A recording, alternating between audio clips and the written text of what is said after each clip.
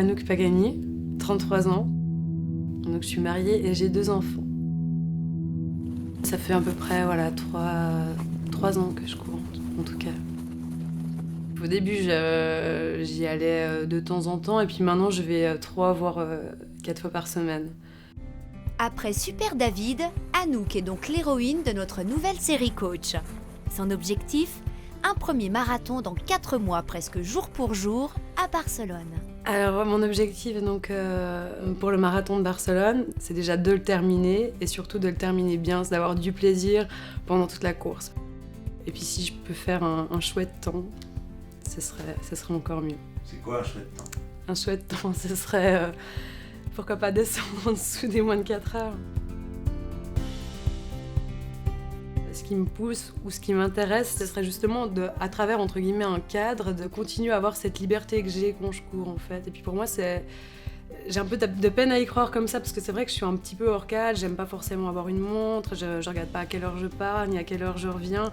Et je cours pour me sentir justement libre. Et c'est vrai que pour moi, du coup, à un moment, je me suis questionnée, mais qu'est-ce que ça va impliquer ? Et puis j'en ai justement discuté avec mon mari qui m'a dit, mais tu peux tout à fait avoir un cas, tu vas juste être mieux quand tu couriras, tu vas mieux te connaître et puis ça va te permettre d'aller plus loin et puis il y aura pas forcément, ça ne sera pas au détriment de cette liberté en fait, c'est ça. Et puis du coup, je demande à voir si c'est vrai ou pas.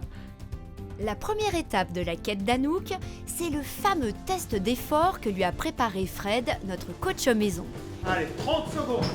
Ce n'est pas l'étape la plus glamour du processus, mais un passage obligé afin de pouvoir comprendre les forces et faiblesses de notre future marathonienne et personnaliser au mieux son entraînement. Anouk, ce qui apparaît clairement, chez toi, ta grande qualité, c'est ta VO2 max, ta consommation maximale d'oxygène. Tu vas aller être 56 minutes, ce qui pour un populaire, pour une coureuse populaire, est au-dessus de la moyenne.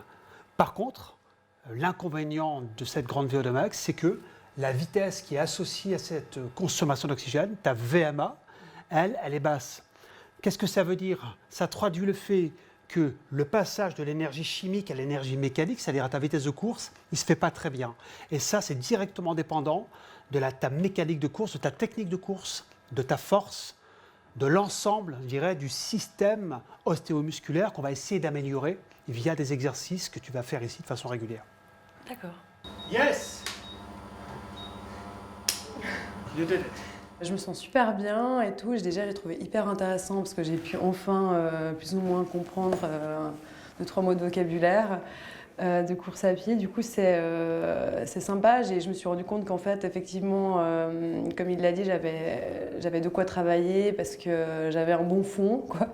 Et je me réjouis d'ailleurs de travailler sur ces points. Et c'est vrai que c'est quelque chose qui me motive.